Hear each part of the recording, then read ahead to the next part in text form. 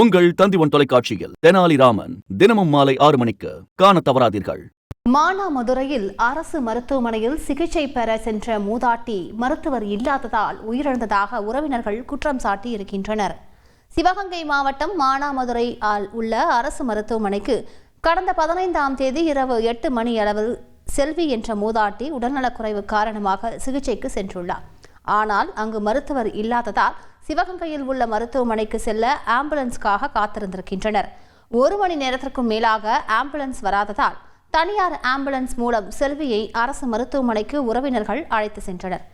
ஆனால் அங்கு சிகிச்சை பலனின்றி செல்வி உயிரிழந்த நிலையில் மானாமதுரை மருத்துவமனையில் மருத்துவர் இல்லாததே அவரது உயிரிழப்புக்கு காரணம் என உறவினர்கள் குற்றம் சாட்டினர்.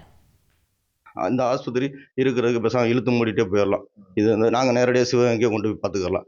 மானாமதுரை எதுக்குமே பிரயோஜனம் இல்லாமல் இருக்குது. காவல்துறை அதிகாரிகள் கூட வந்து ஏதாவது ஒரு அக்யூஸ்ட்டை வந்து ஒரு எமர்ஜென்சி கொண்டு வந்தால் கூட டாக்டர் இல்லாமல் அவங்க தனியாக ஒரு ஆட்டோ பிடிச்சி கார் பிடிச்சி சிவகங்கை மருத்துவமனை கொண்டு வர மாதிரி சூழ்நிலை இருக்குது. உங்கள் தந்திவன் தொலைக்காட்சியில் தெனாலிராமன் தினமும் மாலை 6 மணிக்கு காண தவறாதீர்கள்.